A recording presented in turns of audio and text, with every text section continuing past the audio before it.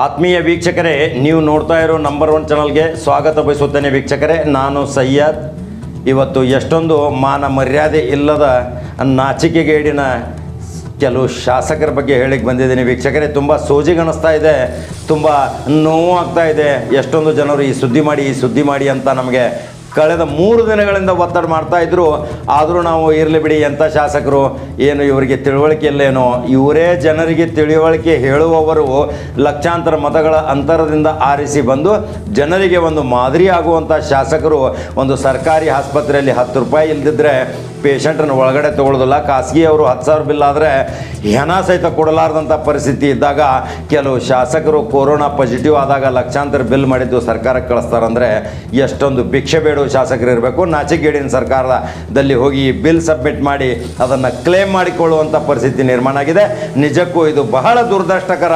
ನಮ್ಮ ಶಾಸಕನ ಸ್ಥಾನಕ್ಕೆ ಇದೊಂದು ಗೌರವದ ಪ್ರಶ್ನೆ ಅಲ್ಲ, ಇದೊಂದು ಅಗೌರವ. ಇದನ್ನು ಸ್ಪೀಕರ್ ಆಗಲಿ ಯಡಿಯೂರಪ್ಪ ಆಗಲಿ ಯಾವುದೇ ರೀತಿಯಿಂದ ಆಸ್ಪತ್ರೆ ಕೊಡಬಾರ್ದು. 4 ಲಕ್ಷ, 5 ಲಕ್ಷ, 6 ಲಕ್ಷ, 8 ಲಕ್ಷ ಒಬ್ಬರು ಕೊಟ್ಟಿದ್ದಾರೆ. ವಿತ್ ಫ್ಯಾಮಿಲಿ, ಹೆಂಡತಿ ಮಕ್ಕಳಿಗೆಲ್ಲ ಕೊರೋನಾ ಪಾಸಿಟಿವ್ ಆಗಿದ್ದು ಅದನ್ನು ಐಸೋಲೇಷನ್ ವಾರ್ಡ್ದಲ್ಲಿ ಎಲ್ಲ ಟ್ರೀಟ್ಮೆಂಟ್ ತೆಗೆದುಕೊಂಡು 8 ಲಕ್ಷ ರೂಪಾಯಿ ಬಿಲ್ಲನ್ನು ಸರ್ಕಾರ ಕೊಡ್ಬೇಕಂದ್ರೆ ಏನ್ರಿ ಶಾಸಕರೇ, ನಿಮ್ಮ ಮತದಾರರ ಹತ್ತಿರ ಹೋಗಿ ಭಿಕ್ಷೆ ಬೇಡಿಬಿಡಿ, ಎಲ್ಲರೂ 10 ರೂಪಾಯಿ ಕೊಡ್ತಾರೆ, ಅದನ್ನೇ ತೆಗೆದುಕೊಂಡು ಹೋಗಿ ಸರ್ಕಾರಕ್ಕೆ ತುಂಬಬೇಕು. ಇಂಥ ಒಂದು ಸೋಜಿಗದ ಸಂಗತಿಯ ವಿಷಯ. ವೀಕ್ಷಕರೇ, ಶಾಸಕ ಯಾವ ರೀತಿ ತನ್ನ ಮಾನನ್ನು ಹರಾಜು ಮಾಡ್ಕೊಳ್ತಾ ಇದ್ದಾನೆ, ಶಾಸಕನಿಗೆ ಯಾವ ರೀತಿ ಗೌರವ ಘನತೆ ಇದೆ. ಒಬ್ಬ ಹಿರಿಯ ಶ್ರೇಣಿಯ ಅಧಿಕಾರಿ ಒಬ್ಬ ಶಾಸಕನಿಗೆ ಒಂದು ಸೆಲ್ಯೂಟ್ ಹೊಡೆಯುವಂಥ ಪರಿಸ್ಥಿತಿ. ಆ ಶಾಸಕ ಇವತ್ತು ಯಾವ ರೀತಿ ಇದಕ್ಕೆ ಸ್ಪಂದನೆ ಕೊಟ್ಟಿದ್ದಾನೆ. ಕೆಲವರು ಶಾಸಕರಂತೂ ಪ್ರಾಮಾಣಿಕವಾಗಿ ತಮ್ಮ ಮನೆ ಹಣವನ್ನು, ತಾವು ಶ್ರಮ ಮಾಡಿದ ಹಣವನ್ನು ತೆಗೆದುಕೊಂಡು ಹೋಗಿ ತುಂಬಿ ವಿಮುಕ್ತ ಆಗಿದ್ದಾನೆ ಆಸ್ಪತ್ರೆಯಿಂದ ಕೊರೋನಾ ನೆಗೆಟಿವ್ ಆಗಿ.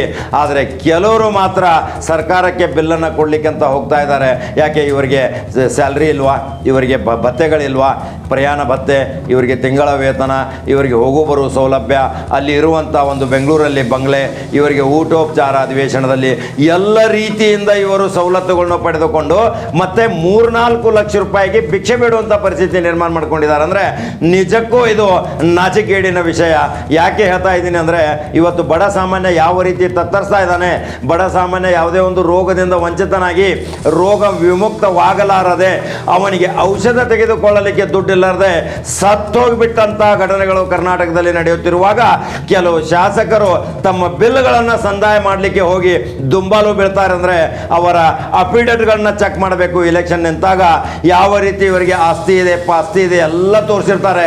ಆದರೆ 3-4 ಲಕ್ಷ ರೂಪಾಯಿಗೆ ಇವರು ಭಿಕ್ಷೆ ಬೇಡ್ತಾ ಇದ್ದಾರೆ. ಅಂದರೆ ನಿಜಕ್ಕೂ ಕೆಲವು ಶಾಸಕರಿಗೆ ಇದು ಕಪ್ಪು ಮಸಿ. ವೀಕ್ಷಕರೇ, ಕರ್ನಾಟಕ ಸರ್ಕಾರದ ತೆರಿಗೆ ಹಣ ತೆಗೆದುಕೊಂಡು ಇದು ಒಂದು ಬೆಳಕಿಗೆ ಬಂದಿರೋ ವಿಷಯ.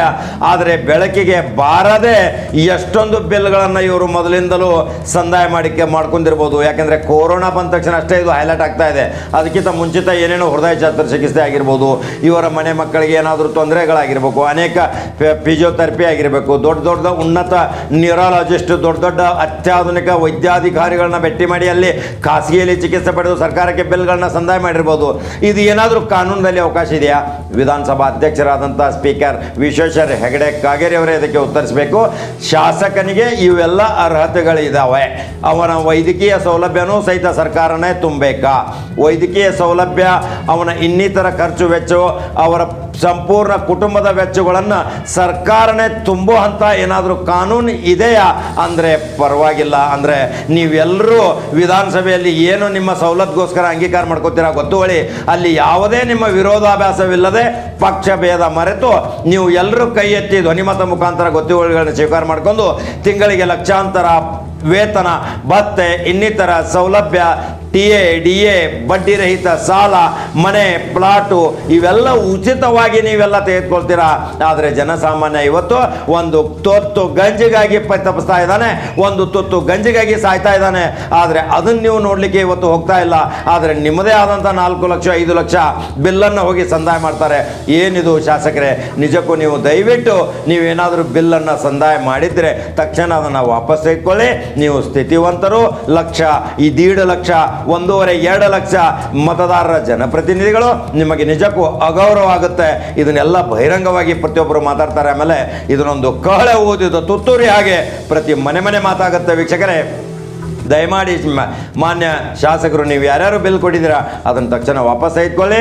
ವಾಪಸ್ ತೆಗೆದು ಸರ್ಕಾರದ ಖಜಾನೆಗೆ ನೀವು ನಾನು ಆರಾಮಾಗಿ ಬಂದೆಯಪ್ಪ 5 ಲಕ್ಷ ರೂಪಾಯಿ ನನ್ನ ದೇಣಿಗೆ ಅಂತ ಕೊಡಿ.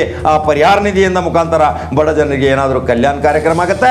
ಇದರಲ್ಲಿ ಕಾಂಗ್ರೆಸ್ದವರು ಇದ್ದಾರೆ, BJP ಅವರು ಇದ್ದಾರೆ, JDS ದವರು ಇದ್ದಾರೆ. 3 BJP ಎಲ್ಲವನ್ನ 3 ಪಕ್ಷದವರು ಕೂಡ್ಕೊಂಡೇ ನೀವು ನಿಮ್ಮಷ್ಟಕ್ಕೆ ನೀವೇ ಎಷ್ಟೊಂದು ನಿಮ್ಮ ಸವಲತ್ತುಗಳನ್ನ ಮಾಡ್ಕೋತೀರಾ. ಆವಾಗ ನಿಮಗೆ ಯಾರ ಮೇಲೆ ಆರೋಪ ಪ್ರತ್ಯಾರೋಪ ಮಾಡಲಿಕ್ಕೆ ಬರೋದಿಲ್ಲ, ಮಾಡೋದೇ ಇಲ್ಲ. ನಿಮ್ಮ ಸೌಲಭ್ಯ ತೆಗೆದುಕೊಳ್ಳಲಿಕ್ಕೆ ನೀವೆಲ್ಲರೂ ಕೈ ಜೋಡಿಸ್ತೀರಾ. ಆದರೆ ಮಂಗನ ಹಾಗೆ ಮತದಾರನ ಪರಿಸ್ಥಿತಿ ಮೂರ್ಖರನ್ನಾಗಿ ಮಾಡಲಿಕ್ಕೆ ಹೋಗ್ತಾ ಇದ್ದೀರಾ. ನಿಜಕ್ಕೂ ಇದು ಸೋಜಿಗದ ಸಂಗತಿ, ದುರದೃಷ್ಟಕರ. ಇದು ನಿಜಕ್ಕೂ ನಾಚಿಕೆಗೇಡಿನ ಸಂಗತಿ, ಮಾನ ಮರ್ಯಾದೆ ಇಲ್ಲದ ಸಂಗತಿ. ತಕ್ಷಣ ಇದನ್ನು ಹೋಗಿ ವಾಪಸ್ ತೆಗೆದುಕೊಂಡು ಬಂದು ವಾಪಸ್ ಅದನ್ನು ನಿಮ್ಮ ಸ್ವಂತ ಹಣದಿಂದ ಖಜಾನೆಗೆ 5 ಲಕ್ಷ ರೂಪಾಯಿ ದೇಣಿಗೆ ಕೊಡಬೇಕಂತ ನಂಬರ್ 1 ಚಾನಲ್ ಮುಖಾಂತರ ನಾನು ಹೇಳಬಯಸುತ್ತೇನೆ. ವೀಕ್ಷಕರೇ, ಈ ವಿಡಿಯೋ ನಿಮಗೆ ಹೇಗೆ ಅನಿಸಿತ್ತು ಮತದಾರ ಬಾಂಧವರೇ? ಕರ್ನಾಟಕದ 6.7 ಕೋಟಿ ಜನಸಂಖ್ಯೆ ಜನತೆ ನಿಮಗೆ ಹೇಗೆ ಅನಿಸಿತ್ತು ಈ ಶಾಸಕರ ವರ್ತನೆ ಬಗ್ಗೆ? ನೀವು ದಯವಿಟ್ಟು ನಮಗೆ ಒಂದು ಕಮೆಂಟ್ ಬಾಕ್ಸಲ್ಲಿ ಎಸ್ ಆರ್ ನೋ ಅಂತ ಕಳಿಸಿ, ನಾವು ಸ್ವೀಕಾರ ಮಾಡ್ತೀವಿ. ನೀವು ನಮ್ಮ ನಂಬರ್ 1 ಚಾನಲ್ ಫಾಲೋ ಮಾಡಿ.